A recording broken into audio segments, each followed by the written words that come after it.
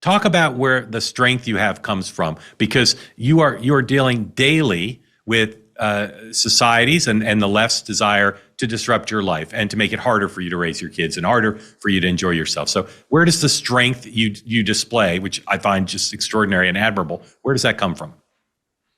It's funny you say that, because there are some days, and I've always said the reason I'm doing my podcast is to be ruthlessly honest with everybody. And so this is now reported, so I don't feel like I am doxing myself, but we had to move out of our house for security reasons. The house I built for my children, that my realtor was like, "Oh, this is a perfect house for young kids." And I'm like, "I know, I built it for my children."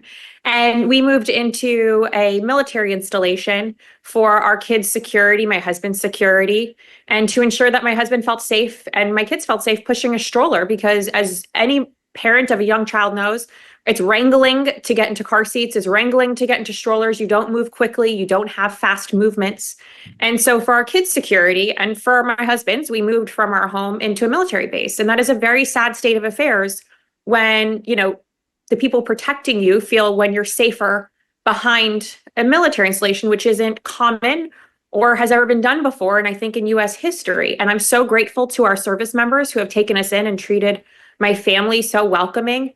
I don't know if anyone knows this, but I'm sure military people know this, but they play Revelry at 8 a.m. every day, and the kids run outside and put their hands over their hearts. And it's such a great learning experience for what it all means and why we're all going through this. But I'd be lying if I said there weren't days when it's so hard to leave your house and we're living on top of each other and you got to go pick up winter coats. And there are things with little kids that it just drives you nuts that all of your stuff isn't in one place and we don't feel settled, right? But the only thing people took from us isn't the love for my family. It is my time. And that is something that's irreplaceable.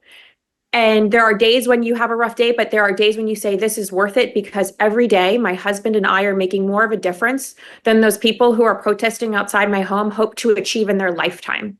It's always the gender studies professor or the people who are trans who are the ones trying to make our lives difficult. And why is that? It's because they know they're losing and we're winning. And so every day, if you go to bed knowing that you've done the best you can to forever shape our country in a productive way, then you've won.